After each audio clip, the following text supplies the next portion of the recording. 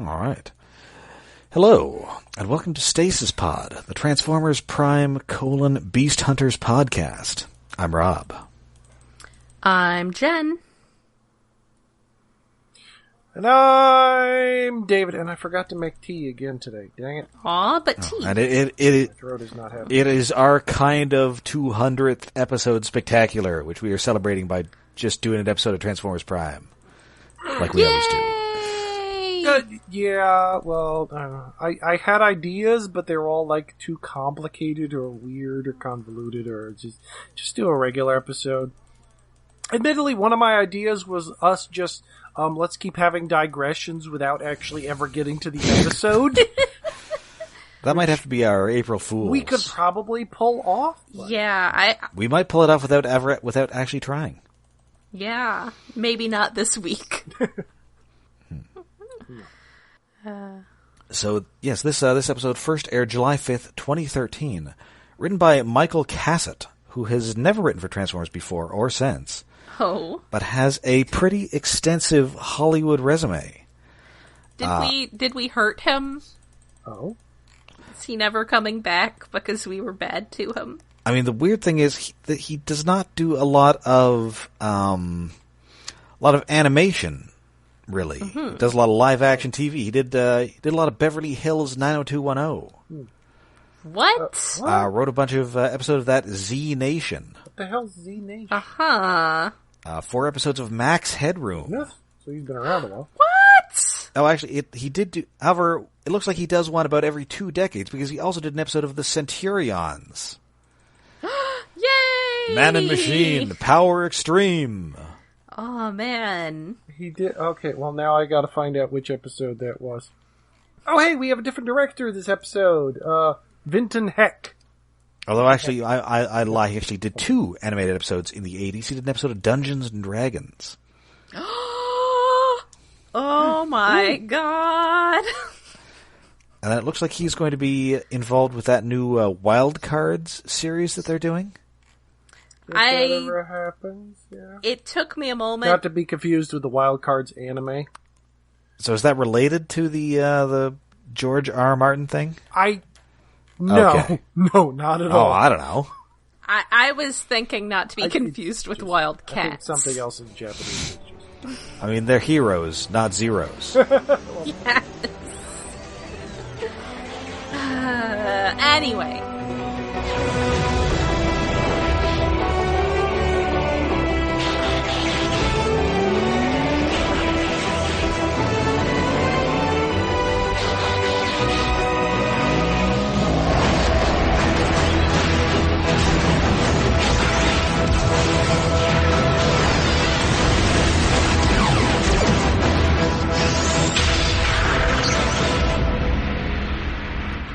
So, first time Transformers writer here, and we begin pretty much where the last episode ended, with Megatron and Shockwave poking into this cyber matter that was created by the sacrifice of a bunch of Predacon clones and some spilled synthetic Energon.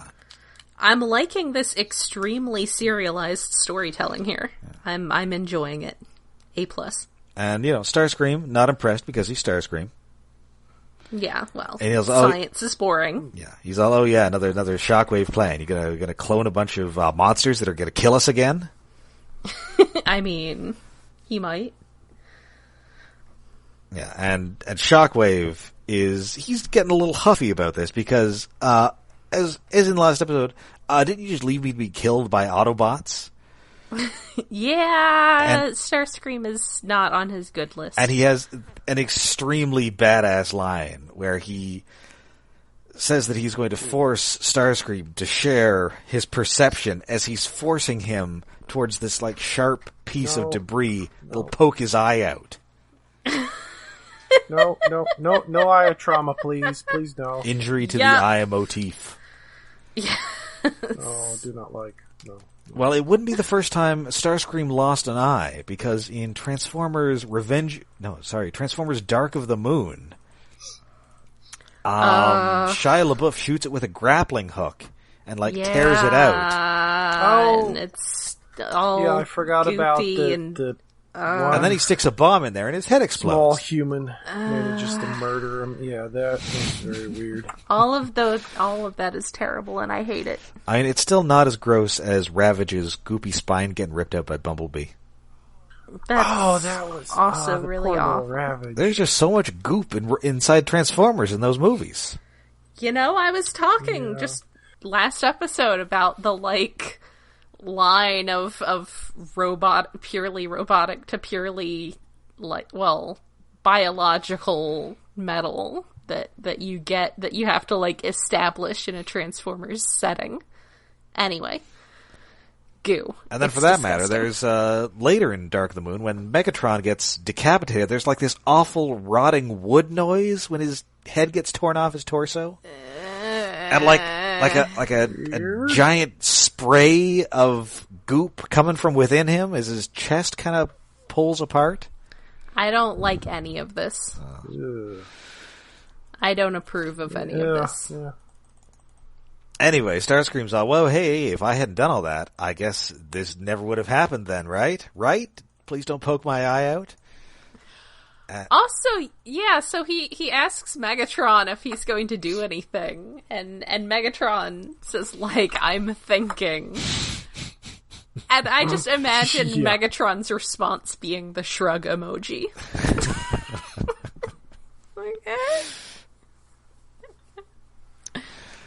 Anyway, Shockley was like, well, I guess that's logical. I guess I won't gouge your eye out on this children's program.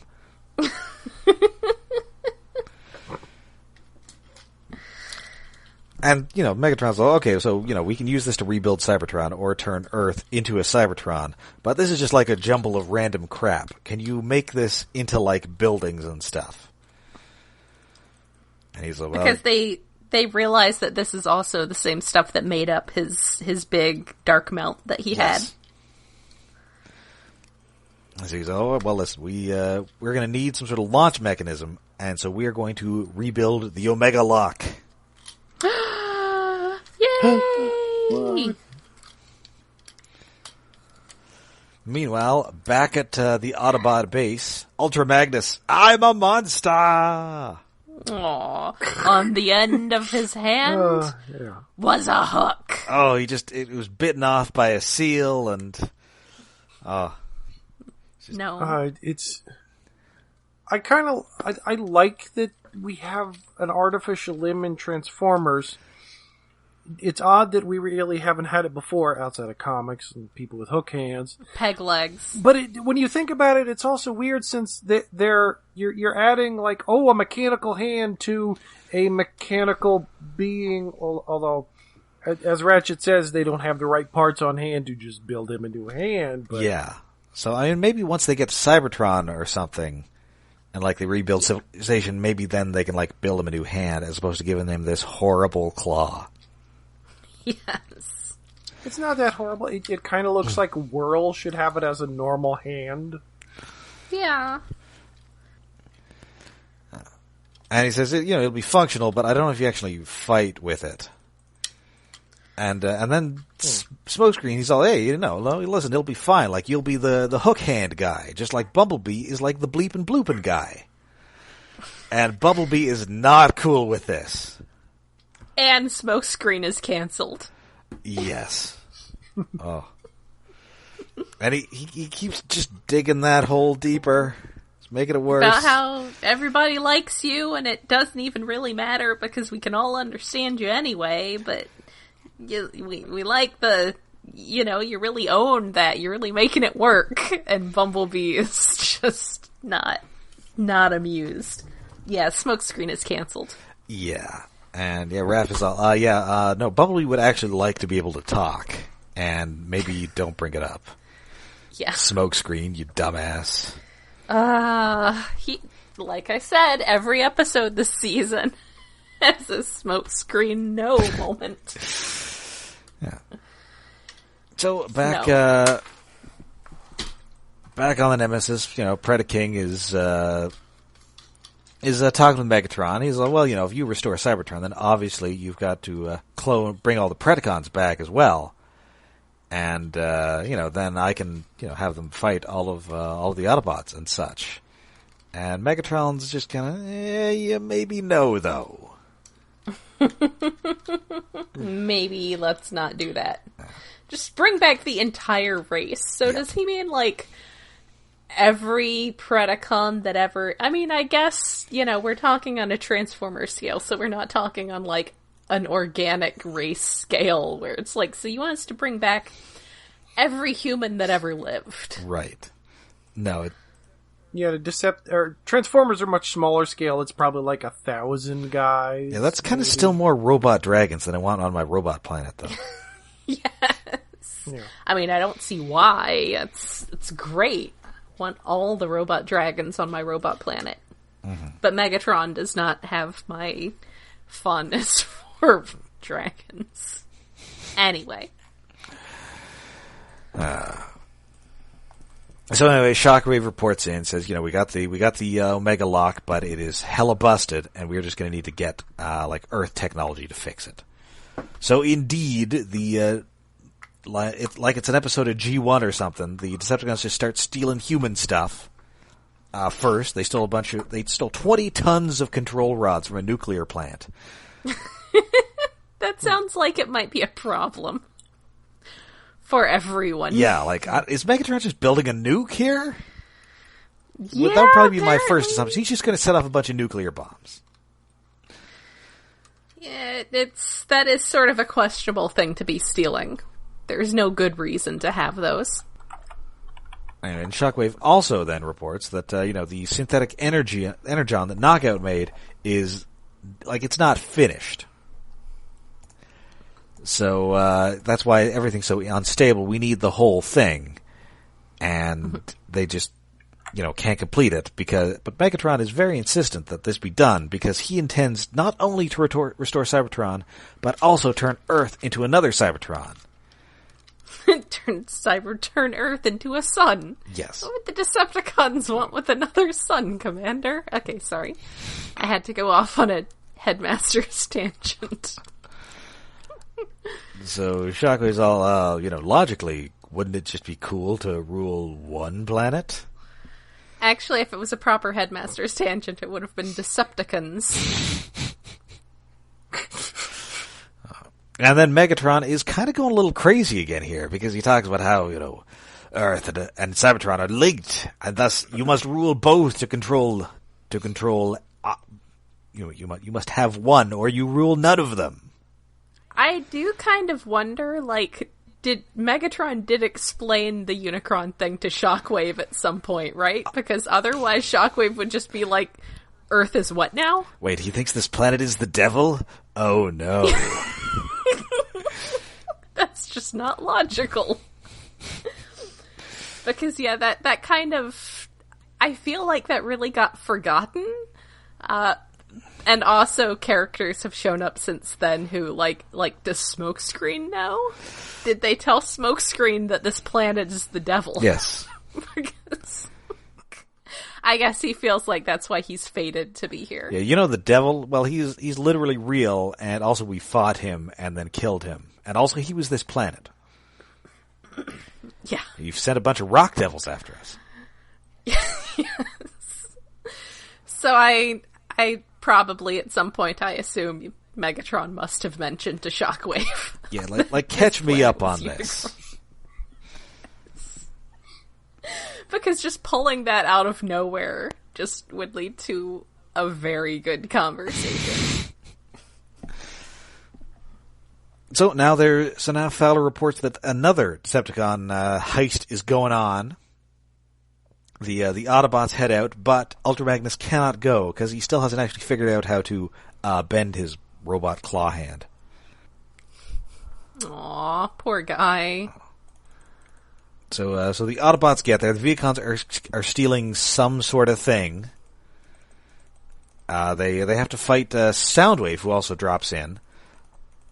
So while the Predacons do indeed escape with their stuff, Optimus shoots down Soundwave, tangles him up in a bunch of power lines like a 50s giant bug. And it is sort of, that is kind of a surprising thing for them to get Soundwave caught in, because he seems like he'd be better than that, but I guess not. I mean, again, Yeah, he finally loses a fight. It seems really weird. Like, how he just gets shot out of the air by the giant chain gun and shot by giant brick-shaped Optimus. Although, speaking of a guy getting tangled in wires, I hate to bring up Transformers Dark of the Moon again. God damn it. But where Optimus spends half an hour stuck in some high-tension wire. Or no, it was like a crane or something. It's like he must have intentionally flown into it because it was so weird. Like, how did you get stuck there, dude? Oh, Autobots, we have to do something. Otherwise, Shia LaBeouf is going to be stuck in a building that's falling over for like half an hour. Oh yeah, that too. I forgot about that entire building scene could be cut out because there's nothing there. It's just they go into a building to go somewhere, and then it starts to fall over. No, let's just get out of the building and continue on our way. No, you know what? Because 3D, and 3D always has to exist to make me specifically as a claustrophobic person, or not claustrophobic, as an acrophobic person, extremely uncomfortable. Were they doing 3D in that one? I don't remember. I thought that was There was definitely 3D in that one. Okay. Yes, that was I think that was the first 3D one. Mm-hmm. Just a reminder of that very cool Reveltech Optimus Prime I got from Dark of the Moon for $5 at the local thrift shop. And then I was like, are these the wings from Jetfire's corpse? Oh no, right, these are the wings from that time he got embarrassingly caught in power lines for like 30 minutes of the movie.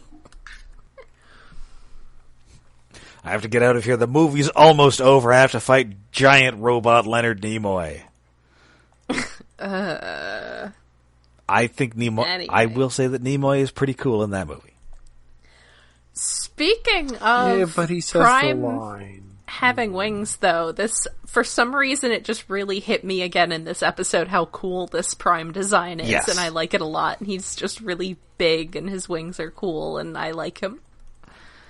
Kind of, well, the problem is he's built kind of like a Warcraft dwarf. Yeah. With a smaller head. Or he looks like one of those Warhammer guys. Yes. Yeah! It's just this mountain of a Prime wall. for the Prime God. He's just Space Marine shaped. And however, of note here is that Laserbeak gets away. And somebody really should have shot that guy down, and that would save them a lot of trouble later in this episode. Oh, they weren't paying attention. Nope. I mean, listen, what harm can he do? He's basically origami. Yes. Oh, but I did notice in this episode, like, I don't know if they're supposed to be like little mouth parts, but they kind of look like little mantis hands on the front of Laserbeak. Like he's a little tiny adorable face there with little hands just rubbing them together. It's kind of cute and creepy at the same time. Yeah, so they bring him in, they strap him to a table, and everyone threatens him with torture. This is extremely uncomfortable. Torture doesn't work, Optimus. They're not very good at torture. They're trying, and I applaud their efforts. Also, I kind of feel like for Soundwave, like he handles it well, but I kind of feel like being off the grid would be torture.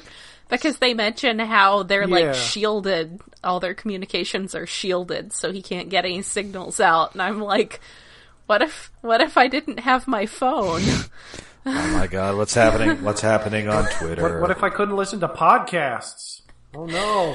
I don't know what people are talking about on Twitter. What if there are 30 to 50 feral hogs? Autobots, I will surrender the information only if you tell me what's trending. Only if you give me the Wi-Fi password. The main problem in this scene is like they're all playing bad cop. No one's playing good cop. Yeah, and they all are basically they're all the good cop trying to play bad cop. And then, except for Wheeljack. Wait, well, Optimus, he does ask me a question, and then Soundwave just sort of plays it back to him like he's the Predator. Oh, he makes a dubstep remix. Yeah. Well, as Miko said, Optimus Prime, the remix. Yes, Miko is impressed. Yeah, like yes. How easily Soundwave is caught is weird. Them threatening him with torture, badly is weird and not good. But the shit Soundwave does while he's captured is great. And then he just starts like crashing it.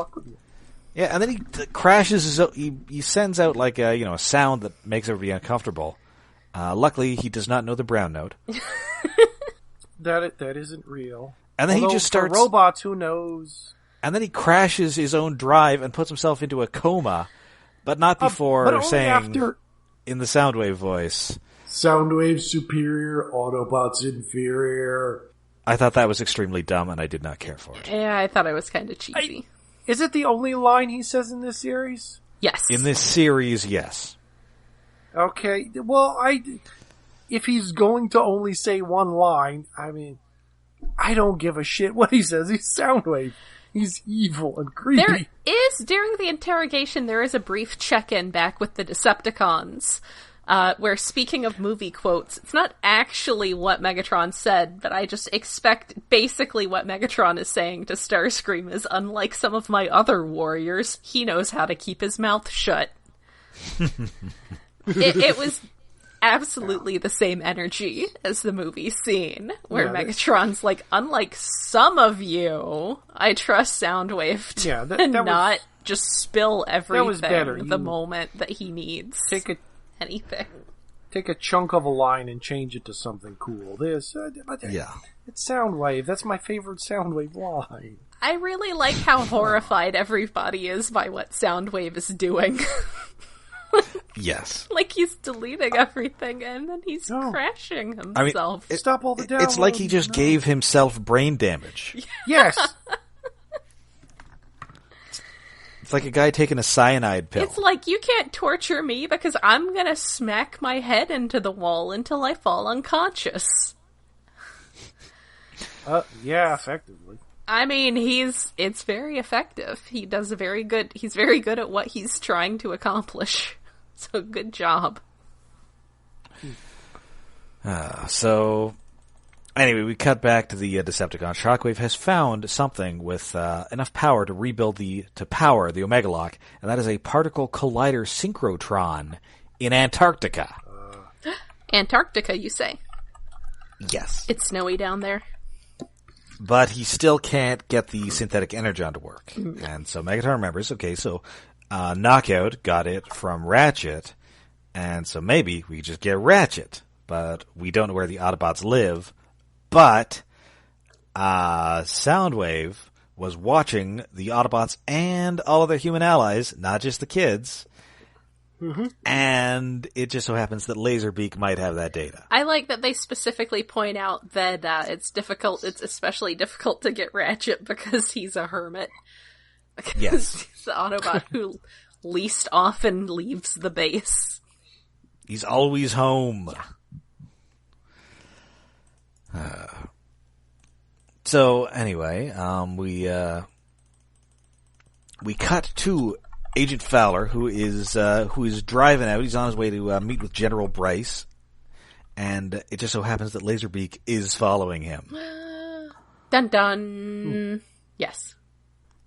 And of course, Megatron says, Predaking, you gotta be with the team here because the Autobots are here. And Predaking says, oh well, that's great. I'm gonna fight Optimus Prime again.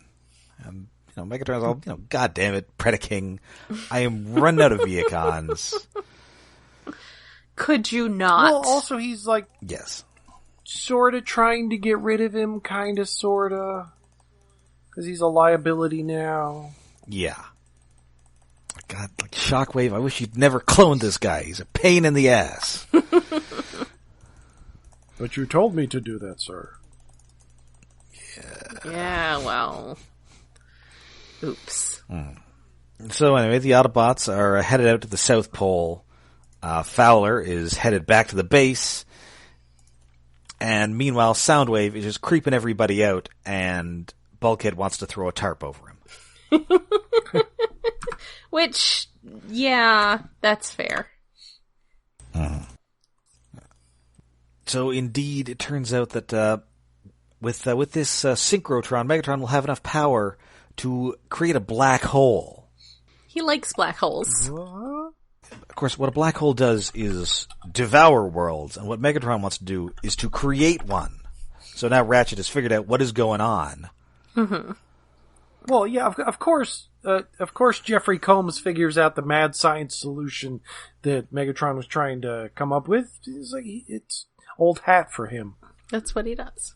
Well, especially because Ratchet, it kind of thinks, well, maybe we should let him do it. Yeah, because he still really wants the Omega key back. They want the Omega lock back so they can, fix Cybertron. Mm-hmm. Now we're back to that conflict. And but Prime is all, no, he'll just, he's just going to blow up. He's going to use that power to, not only rebuild Cybertron, but also cyberform Earth as well. So that would be bad. Aww. So back at the South Pole, it is a huge Optimus Predacon fight, and this is really cool. Yeah, it's pretty cool. It's not as good as the fight last episode. It's a lot of midair, kind of cool though.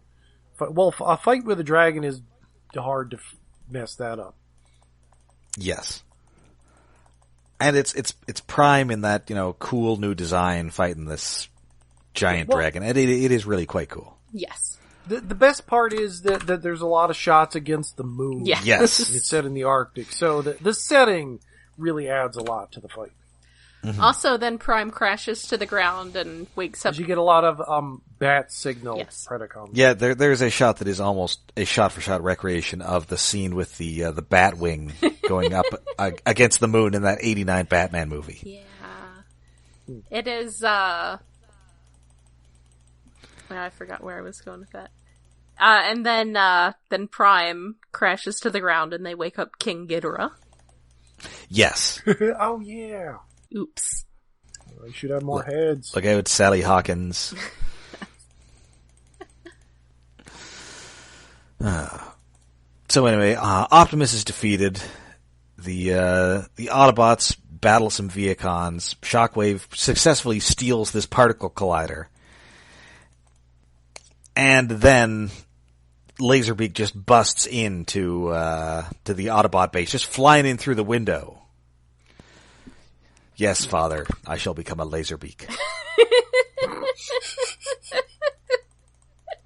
I mean, there are worse things you could be.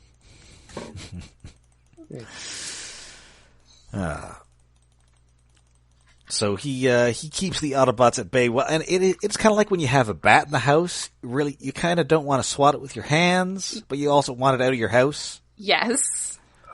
Sure. What I'm saying is somebody needs a butterfly net here. Yes. I haven't had a bat in the house. Well, never? I've had bats land on screen windows. I've never had a bat in my house. Boy, that happened to be like 3 times. I do remember one night I went to the bathroom multiple times as the night went on, and the little tiny baby bat was still clanging on the bathroom window every time, which is kind of cute. Eventually it went away. We had a bat in the house multiple times when I was a kid. I don't think I've ever had a bat in the house, but I absolutely had a bat hit my windshield one time and get stuck under the wiper. Oh. Yeah, it was unfortunate. No. And then once when my mother was young, they had an owl in the house. Ooh. Oh, jeez. Canada is dangerous. Yeah, no, she got up in the middle of the night and to go to the bathroom, and there was just this owl sitting there. I just find, praying mantises and stuff. Surprisingly. Birds, yeah, lots of bugs.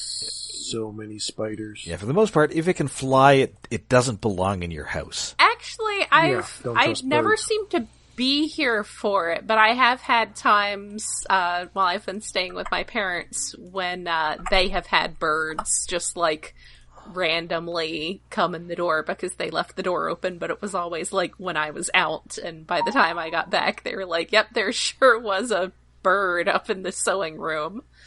Great. Thanks. I've had mice in the house and cats, but I was trying to get the cats in, not the mice. Well, obviously you should have got the cats in to get the mice. Yeah. Well, that was the thing. For a while, the mice would get in, and my cat at the time, Cole, still possibly my favorite cat. He would play with the mouse. A few of the other cats, like, they would try to kill it. He would pick it up, and it was the best toy ever. Pick it up, carry it to a room, drop it, and then chase it around. Oh, best toy. Cats are bad. Cats are so sadistic. It's great. Wow. I love them. So anyway, they can't do anything about Laserbeak. He reunites with Soundwave, who comes back to life like Frankenstein. Yes. He's a monster. Goes all tentacly and... Good job. Good save. Takes out Smokescreen, takes out Bulkhead, just backhands Fowler. Yeah. With his tentacles. And Let's point out that this is with his tentacles. Because his tentacles are creepy. Yes, he's gone Doc Ock again. Yes. And then he makes a beeline for Ratchet, and that is where the episode ends. What? A cliffhanger? A proper cliffhanger? In this show? I love these serial stories. I love how it's just like, bam! That's it. Next episode. Because indeed, we only have 3 episodes left before the end of Transformers Prime proper. Oof, no. What? The end? Oh no. Well, 3 episodes and a movie. There's still more, that I still have to... The movie is on Netflix, right? Hope I'm pretty sure. Or, like, in your local gas station. Mm-hmm. Yeah, I could have sworn I bought it, but if I did, I cannot find the damn thing. But yeah, cliffhanger. So, this was that is the end. Good episode, kinda. Yeah. It's got like well, the last few is like it's a lot of action, which is good. The story makes some jumps, like Soundwave getting captured really easy, but what comes from it is really good. Yes. I like it. Good episode. I mean, it's sort of like, because it's all so serial at this point, you can't really just, like, judge a single episode as much. But, it continues to be a good overarching meta story. Mm-hmm. I'm going to use words like overarching meta story because I'm a writer. And so that is it for this week. You can find us all over the internet. We're on Twitter, we're on Facebook, and we have a Patreon. Yep. We are hosted by iaconunderground.net, where we have a Patreon set up to help with hosting and other expenses. That is at patreon.com/iaconunderground. Still haven't decided as of this recording what we're going to be doing for the spooky month of Spookoween. Maybe I guess Rob already watched Dracula Untold, so I probably can't get him to watch it again because that's asking a lot. Oh. It would be like a stake through the heart. We need more terrible movies with Dominic Cooper in them. I might do it, but I would have to do this accent through the entire film. It's bad. It's not a good accent. Well, that could be entertaining with that. We do a very old, like, classical Baroness accent. Bats do not work that way. It's a little bit my Transylvanian heritage. And also a little bit Janosch from Ghostbusters 2. Yes! Oh, yes. Well, that's a little more high-pitched and fun. With playing with the thing, master. A little bit of the Peter McNichol. Which, wait, wasn't he Renfield in Dracula Dead and Loving It? Yes, he was. Oh, cool. Oh. And of course, what actor was he parodying from Bram Stoker's Dracula? Who played Renfield? Oh, I don't remember. I don't know. I'm thinking Udo Kier, but I don't remember Udo Kier ever being a Renfield. Not actually European, and mostly not an actor. What? Okay. I'm better known as a musician. It's Tom Waits. Oh, wow. Oh, Tom Waits. I forgot about that. But you could be forgiven for thinking it was Ron Perlman. Yeah. Well, nice. There's similarities. Nice. So yeah, but we'll have something appropriately spooky. Yes. Yeah. Yes. And, of course, it may be out by the time you listen to this, or it may not be. We also have a special guest coming up on our next episode of Superhuman Samurai Cyber Pod. Very special. Which will have come out before this, unless scheduling has fallen apart again. for another month. But it should be out. Schedules are hard. I don't like them. Please go listen to it. Our friend for many years, Christine Love, plugging, I guess, more of her games. Yes. What's the new one called? Is it Getting... Which hasn't come out yet. It's not Get in the Car Loser. Something like that. I know that's the one that came out. I'm not sure what her upcoming one is. Wait, no, I thought that wasn't out yet. Yeah, I don't think that one's out just yet. Okay, I guess it is Get in the Car Loser. She's had demos and stuff that it's almost complete, but not complete. Okay, right. Yes. Get in the Car Loser is the next one. The most recent one is, I believe, Lady Killer in a Bind. Yes. Yes, which is very, they're very dirty and entertaining. Adult only. Goodness. According to her Wikipedia page, and I believe she is our first guest to have a Wikipedia page. Yes. The game is an erotic visual novel about social manipulation and girls tying up other girls. Yes. Yeah. Hopefully I can definitely say among also being good games, her games are also, at least through Steam, playable on Linux. So, yeah. Bonus there. Oh yeah, Get in the Car Loser doesn't come out till next year. Okay. Alas. It doesn't have an exact She's not on the media tour yet, but soon.